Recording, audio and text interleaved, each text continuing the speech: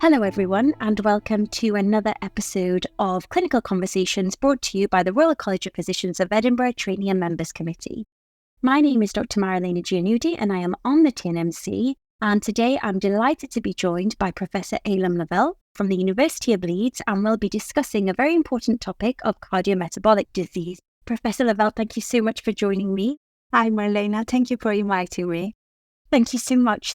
The first question that I need to ask you is, what is cardiometabolic disease? Because it's a phrase that we hear in lots of different medical specialties, and I think it's quite difficult to understand what it actually involves. Cardiometabolic disease refers to primary myocardial disease associated with metabolic dysfunction starting from obesity, overweight, and diabetes. So can we think of that as a spectrum then? Or is it three separate entities that we need to think about? I think that's a great point. Indeed, we should consider it as a spectrum given the similarities that we see in the myocardial disease associated with obesity and myocardial disease associated with diabetes. What are those differences that we see in the myocardium in the heart of these patients? So these patients at an earlier stage, they're mostly asymptomatic. Most of our knowledge comes from research studies, and what we detect is that there's subtle abnormalities such as early diastolic dysfunction, steatosis, which is accumulation of fat in the myocardium where fat shouldn't be stored, reduction in myocardial energy levels, all of which is usually research methods, of course. In terms of function, as well as diastolic dysfunctions, most of these patients also show subtle abnormalities in contractile function as assessed by strain imaging. In most of our studies, we also detect features of reduction in myocardial perfusion in these patients, even in the absence of accompanying coronary artery stenosis. And obviously, all your research is based on that. You are the guru of cardiometabolic disease, dare I say. Are these patients, you mentioned that at the start they're asymptomatic, but as their disease progresses, and I assume that when we think about disease progression, it's more to do as their metabolic disease progresses, do they start becoming more symptomatic from a cardiac point of view, or do they remain asymptomatic? Looking at it from the cardiac point of view, their symptoms are most often breathlessness and in a more advanced stage, as you say, or if they develop other cardiac complications, of course, such as coronary artery disease and associated angina and chest pain. But this is not necessarily in parallel with the reduction in metabolic dysfunction, although there are significant correlations with the hemoglobin A1C, with the increased risk of heart failure in these patients, but this is not a given association. There must be other factors at play. Why is cardiometabolic disease important? What can we, even as junior doctors who don't necessarily look at it from a research point of view, what can we do to protect these patients? It's important because it is prevalent. 1 in 17 people in the United Kingdom have type 2 diabetes, and more than half of the population are overweight or obese. These conditions are associated with a substantial increase in the risk of heart failure. So we've seen significant reductions over the last decades with the efforts of primarily the general practitioners by targeting primary prevention, just reducing cholesterol with giving statins and lifestyle advice, and the reduction in smoking rates. There has been significant reduction in presentation with myocardial infarction in these cohorts, more than a quarter reduction even. But despite targeting all the metabolic factors, unfortunately, we didn't see similar success, and the heart failure rates continue to increase in these cohorts.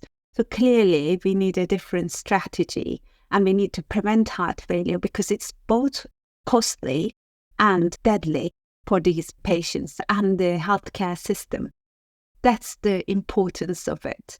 Having said that, we are at a very exciting time with the invention of SGLT2 inhibitors and GLP-1 receptor agonists. I'm excited for the coming decades because with the wider utilization of these drugs, I'm sure we will see improvements because both these classes of diabetes and obesity drugs are actually reducing heart failure hospitalization rates. So we may see in the coming decade or two a very different demographic among patients presenting with heart failure, fewer of them having accompanying diabetes or obesity.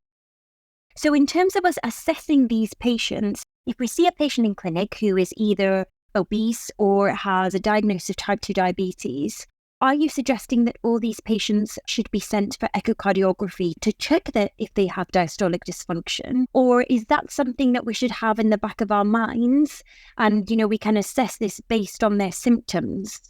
Are we treating them reactively or proactively trying to treat them? Good question, and I often get it asked to me. If we consider the entire healthcare expenditure as one big cake and consider that all of the patients going there from treating cancer to, childhood illnesses, so therefore suggesting that every asymptomatic individual with diabetes or overweight obesity to have assessments would not be a responsible proposition, I think. Half of these patients will demonstrate early signs of cardiac problems. But does this need assessment? In my opinion, no, because we can't afford it. And I can't think of any healthcare system that could afford such a policy. The majority of the work really go to, again, primary care. So the general practitioners and diabetes specialist nurses who work tirelessly, and they're already demonstrated that they're doing an amazing work with the reduction in myocardial infarction rate. Perhaps there can be a better focus and in a similar way during the pandemic, really considering obesity as a major healthcare problem that we must target altogether with lifestyle advice or medications with personalized to the individual's needs, really, because not every patient will respond to whatever you propose. It may be for some people exercise is acceptable and they can do it. Some people may not manage. So we have drugs now, successful drugs. If we could target the treatment to the individual's needs through primary care, we may get there without actually requiring all these asymptomatic individuals to be assessed with non-invasive tests. The changes that you mentioned that we see in the heart of these individuals, so the effusion, the energy levels, are they reversible if we manage to improve the patient's weight and glycemic control? Yes, that's what we have seen in single-center studies. And of course, that needs to be confirmed in larger multi-center studies as well. But indeed, in our studies, we see that these are modifiable parameters and they respond to drug interventions. Do you think, without putting you on the spot here, but do you think one drug is better than another in helping treat these patients? Or do you think it's a combination of factors?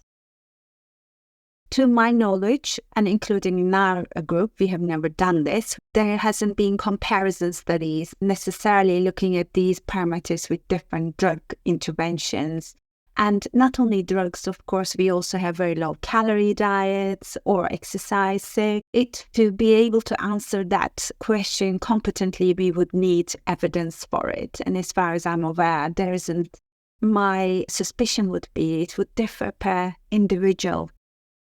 Of course, for example, GLP-1 receptor agonists, you can aim for really big reductions in weight, whereas SGLT2 inhibitors, this will be very modest, but they also show significant reductions in heart failure admissions, and benefits are even stronger than GLP-1 receptor agonists. And there will be different factors that need considering. Larger studies are required.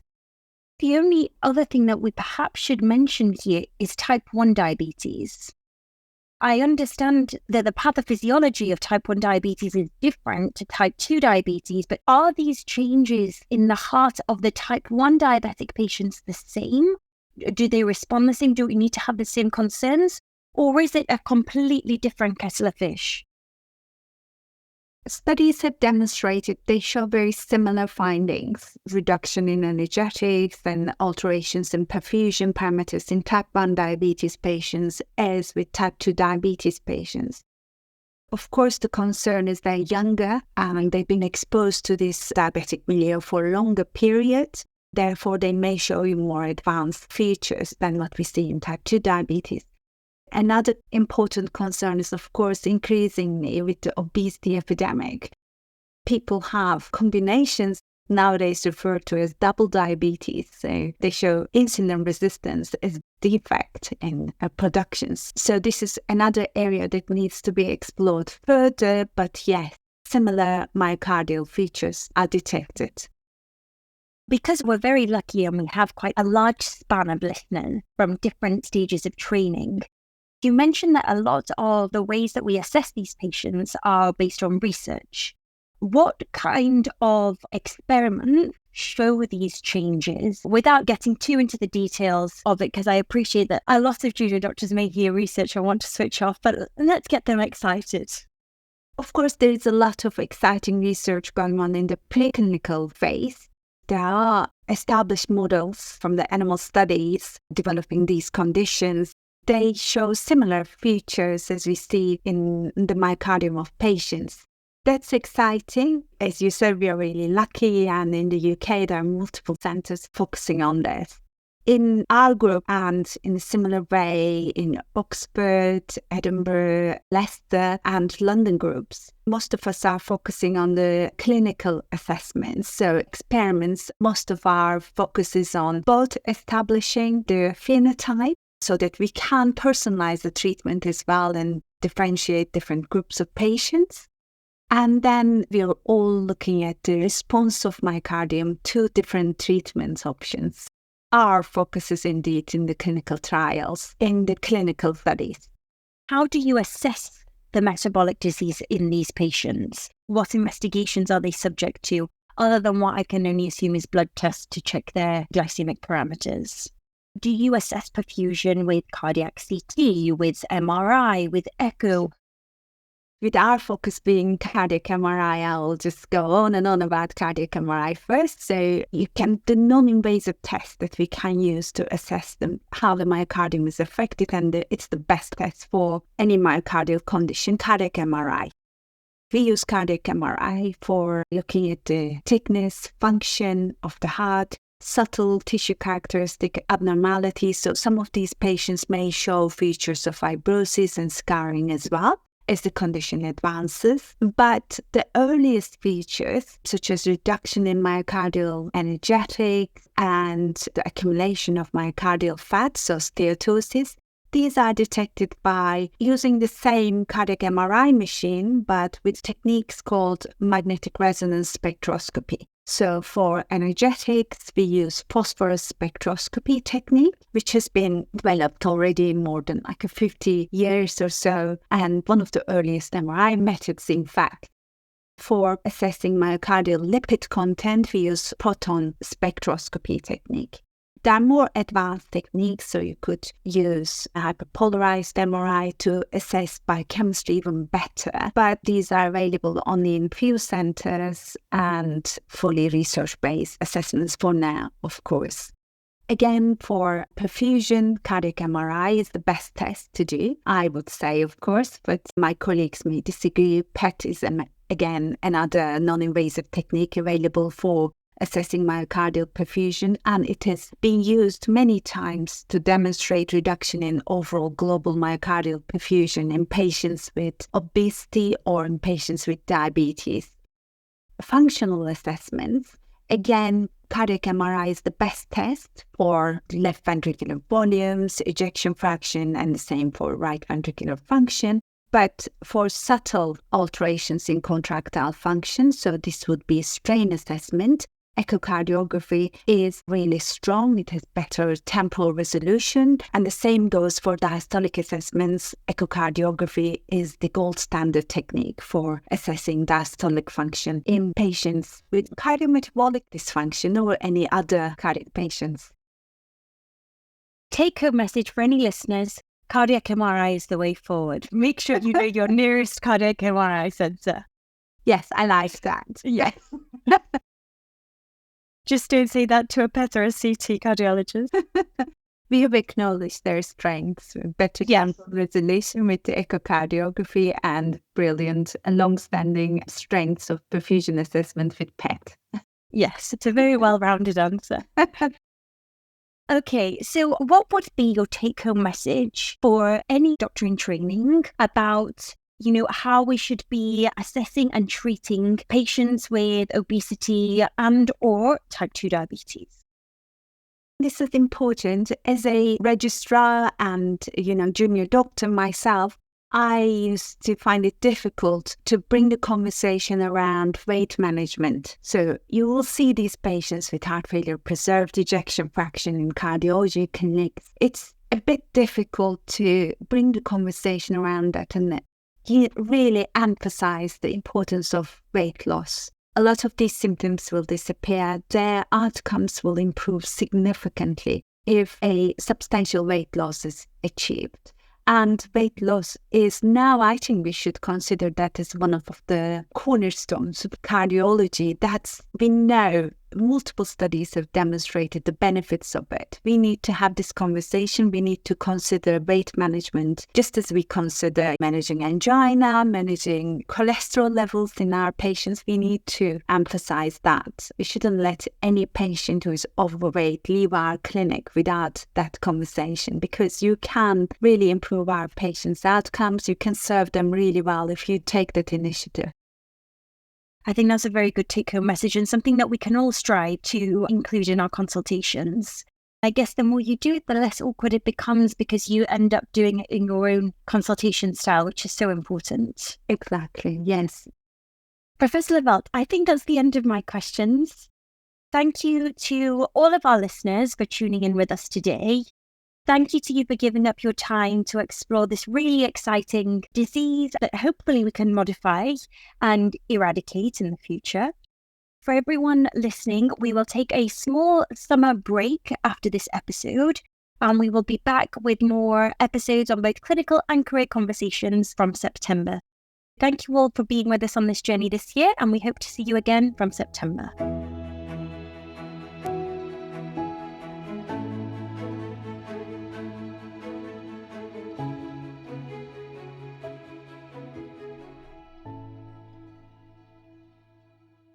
The TNMC sister podcast, Career Conversations, supports medical students and trainees with career guidance and progression, as well as professional development. We wish to recommend our Demystifying PACES podcast series on career conversations. As some of you may know, in late 2023, MRCP UK updated the PACES exam format, so we developed this new series to support PACES candidates. Episodes cover exam organisation, calibration, every PACES station including key changes, and candidate perspectives.